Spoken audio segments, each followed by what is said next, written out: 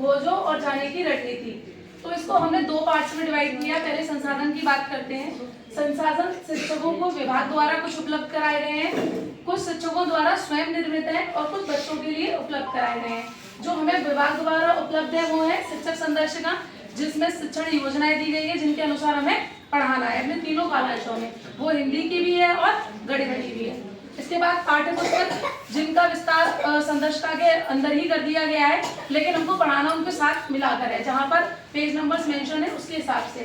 फिर वार्षिक ट्रैकर दिया गया है, साप्ताहिक आकलन ट्रैकर दिया गया है, जो मैंने सीखा वाला जो है बच्चों को मैथ में जो 5वें दिन कराना है और हिंदी में जो 6वें दिन कराना है। एनसीईआरटी की गणित किट दी गई है, जिसे हम हर शिक्षण योजना में कहीं ना कहीं यूज करते हैं। 16 पोस्टर दिए गए हैं, 9 कार्ड्स दिए गए हैं। बोर्ड तो हमारा संसाधन है ही है जो हमें उपलब्ध है।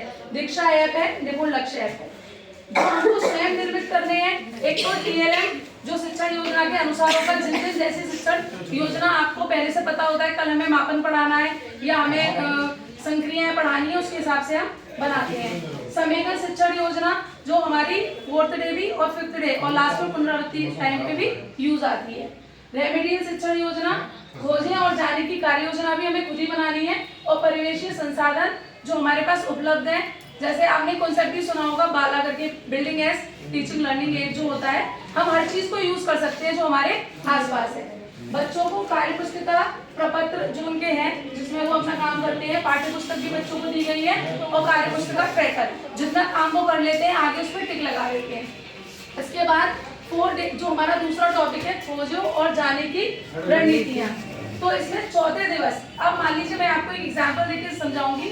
अगर मेरा जो वीक 23 शुरू हुआ या 22 शुरू हुआ, उसमें हमको मापन पढ़ाना है, तो पहले दिन हमारी दक्षता है कि हमें केजी, किलोग्राम और ग्राम पढ़ाना है। वो हमने पढ़ा दी बच्चों को शिक्षक संदर्शिका के अनुसार।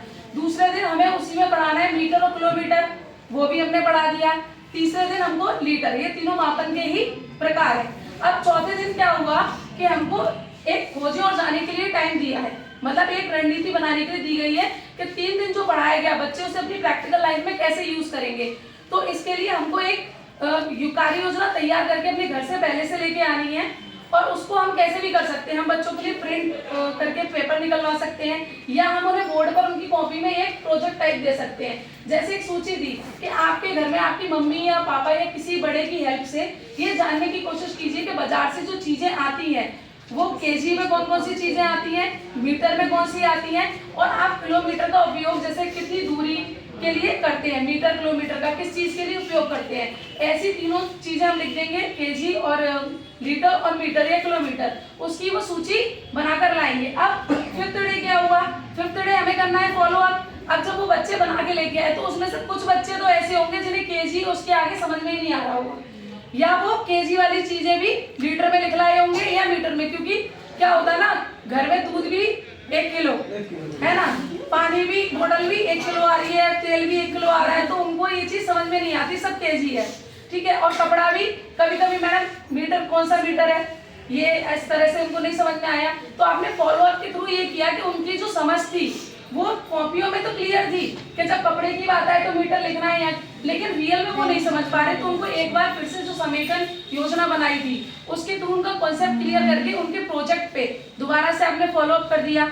अब जब आपने बिल्कुल क्लियर तरीके से समझा लिया, तीसरे दिन जब वो अपना प्रोजेक्ट कंप्लीट करके लेके आएगा, जो डे 6 है उस दिन आप उसे रिव्यू करेंगे, और रिव्यू आप कैसे भी कर सकते हैं, जो उसके प्रोजेक्ट है उसके थ्रू और 2-4 क्वेश्चन उससे पूछकर, या उसके फ्रेंड ने जो बना के लेके आया है उसमें से भी आप पूछ सकते हैं। अपना काम तो घर वालों की मदद से करके ला सकता है सपोज करो, लेकिन उसके फ्रेंड ने जो बनाया है वो उसे नहीं आता, या मैंने बनाया है तो भी उसकी अवधारणा मैं मानूंगी क्लियर नहीं है, ठीक है। अगर क्लियर नहीं है तो एक बार समझाते हुए उसे क्लियर करेंगे, और जैसा उसका काम होगा उसके हिसाब से उसे प्रोत्साहन दिया जाएगा। उसके प्रोजेक्ट पे हम या तो स्टार बना देंगे, या थंब दे देंगे, या स्माइली दे देंगे, और अगर हम बहुत अच्छा बच्चे ने काम किया है तो हमें अपने हिसाब से उसको कुछ इनाम भी देना चाहिए, या जैसे भी बच्चे प्रोत्साहित होते हैं वैसा कर सकते हैं।